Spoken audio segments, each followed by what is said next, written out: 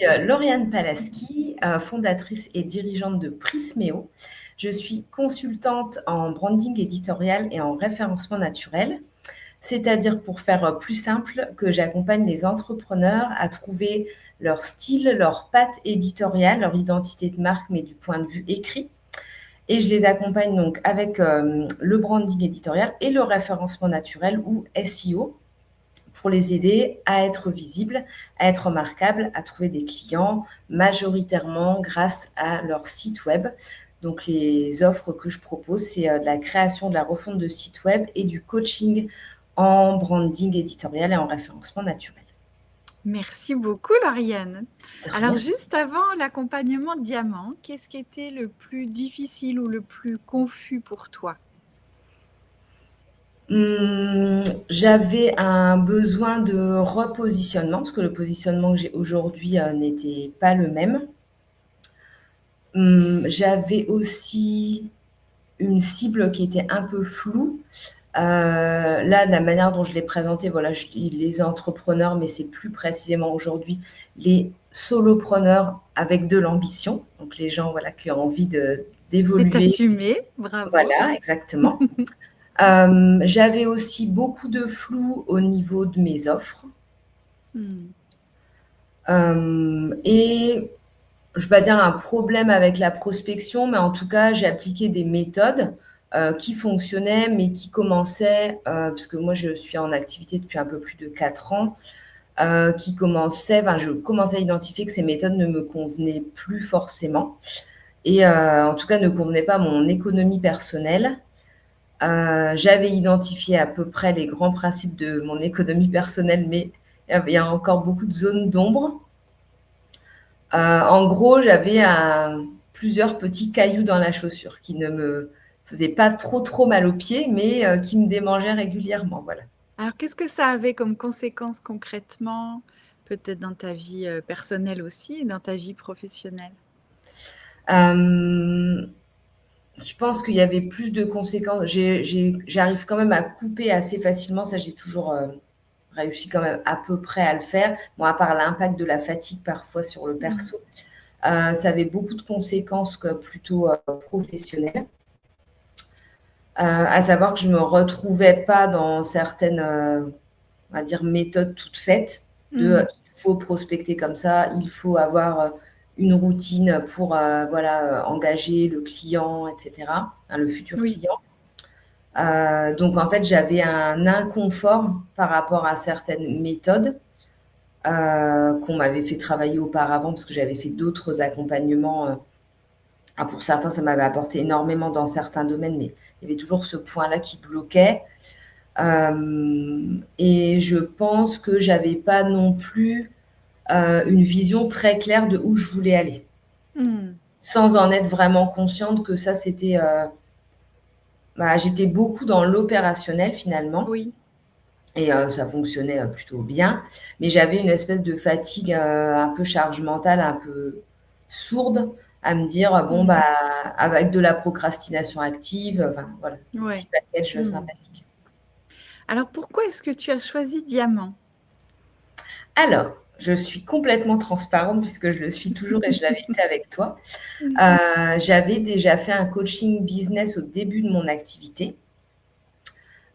Puis j'en avais fait un autre vraiment orienté pour développer mon offre de coaching. Mais là, je cherchais vraiment quelque chose. En fait, je pense que je cherchais quelque chose dont j'ignorais un petit peu l'existence. Ou je voulais un coaching business, mais pas complètement méthode marchand de tapis, pas que marketing, etc. Puisque moi, j'y suis formée, donc il y a plein de choses que je connais. Du coup, j'ai cherché, je me suis orientée vers plusieurs personnes. J'en ai sélectionné 5. Et donc, j'ai fait des appels découvertes. Tu as été trié sur le volet, tu le sais. Des appels découvertes avec voilà, plein d'accompagnements vraiment différents, que ce soit au niveau du format, du collectif, des choses très courtes, très longues, ou collectif ou individuelles, etc. Euh, Franchement, les 4 autres programmes, je ne peux pas dire qu'ils ne me plaisaient pas. Mais voilà, je suis allée vers toi parce que clairement, il y a eu une connexion que je peux pas vraiment expliquer. Et quelque chose qui m'a dit, bah, c'est bon, c'est forcément Pauline et Diamant. Mmh. C'était complètement évident. Il y avait pas de zone d'ombre ou quoi que ce soit, mais il y avait des choses très rationnelles dans la Mmh. façon dont tu m'as présenté les choses. Tu as appuyé aussi sur des éléments. Ça, les autres ne l'ont pas fait pendant le premier assez long échange dans mon souvenir qu'on a eu. Tu as déjà mis en lumière quelque chose qui me bloquait, mais je voyais pas que c'était ça. Et là, je me suis dit, bah, si en 1 heure, je crois, d'échange qu'on a eu, Oui. si en 1 heure, ça fait déjà ça, a priori, ça va faire des chocs à pic. Qu'est-ce que ça doit être en plusieurs heures? Voilà. Est-ce que Voilà. tu avais des freins à t'engager, peut-être financiers ou au niveau du temps? J'avais pas de frein financier parce qu'en général, quand je veux prendre un accompagnement, c'est que enfin, il y a 2 cas de figure. C'est soit je me dis: «Bah, voilà, en fait, je réserve une partie de ma trésorerie pour, mes formations», Oui.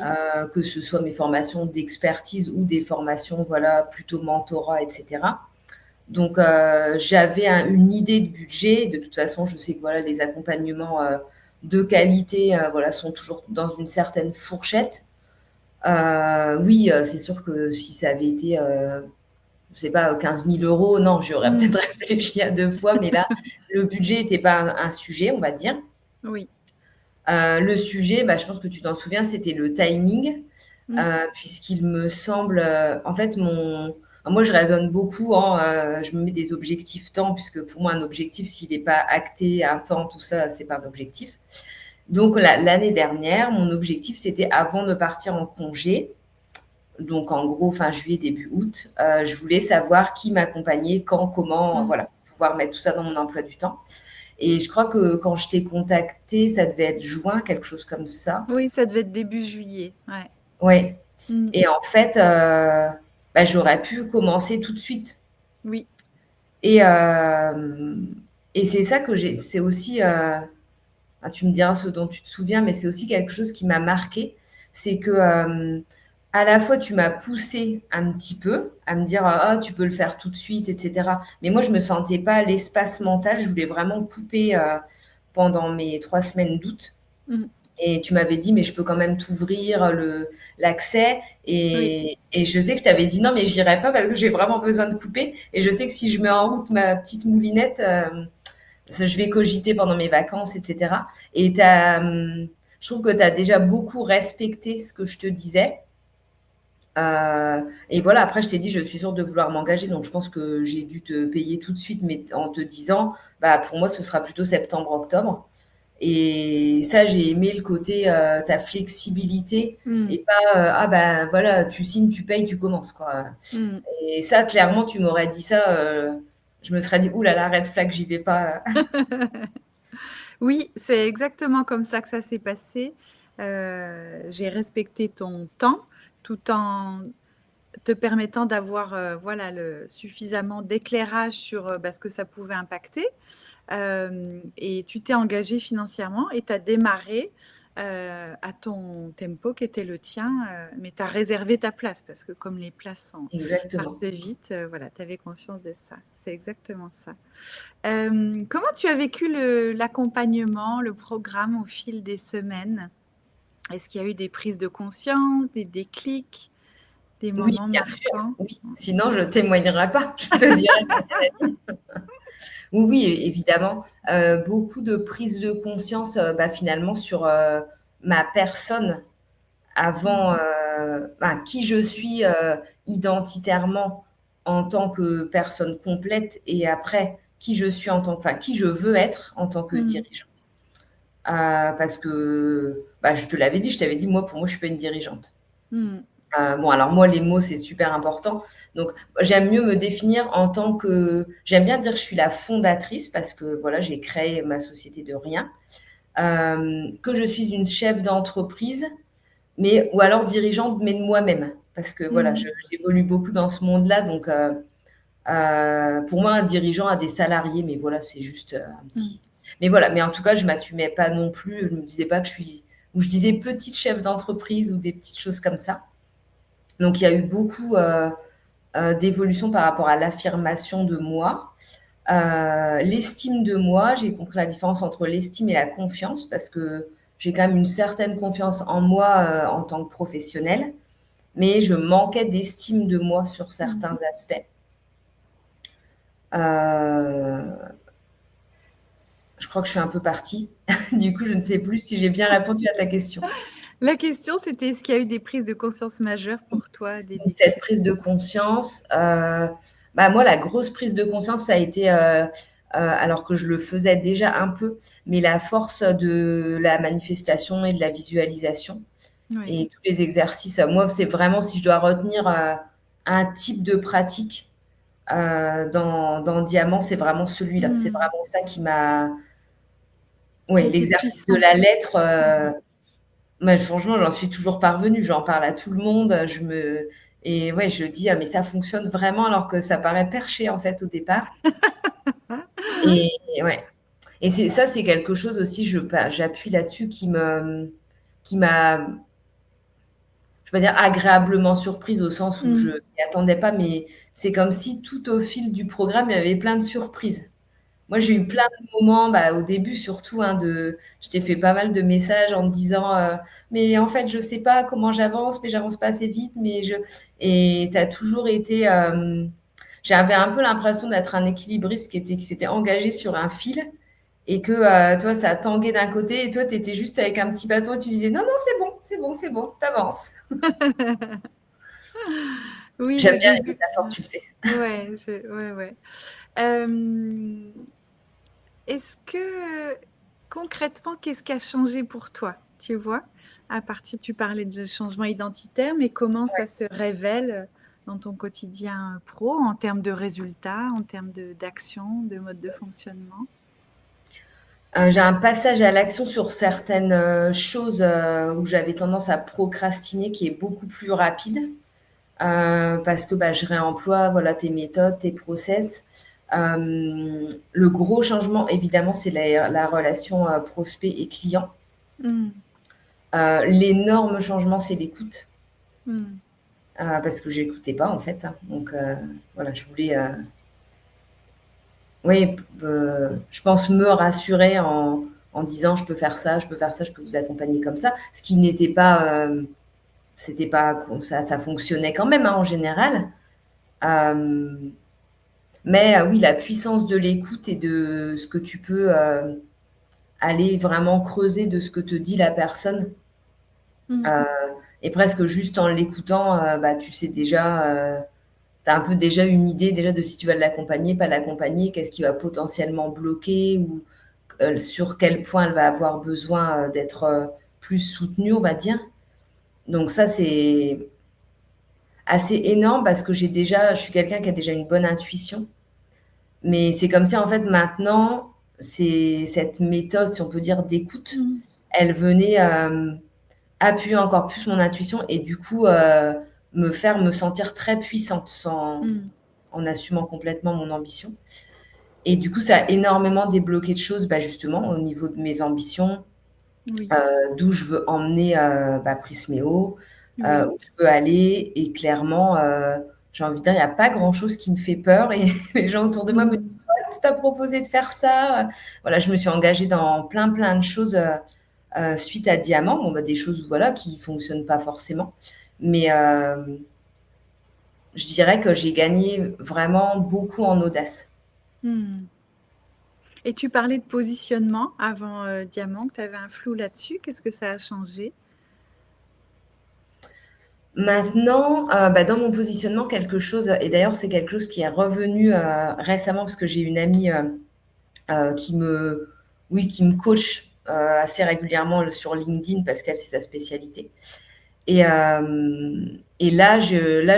je repivote pas, mais je repositionne le SEO un petit peu autrement parce que tu as dû le voir dans ma présentation, parce que je m'aperçois que c'est un outil mais c'est pas ça forcément la porte d'entrée. Les gens, ils me disent Ah, on m'a aidé elle m'a aidé à poser les mots, et ça, j'utilise. Oui, ça, c'est aussi, Mmh. il y a tellement de choses à dire. C'est aussi quelque chose de très, très fort. C'est que moi, j'utilisais pas du tout assez les verbatim de mes clients dans Oui. mon positionnement.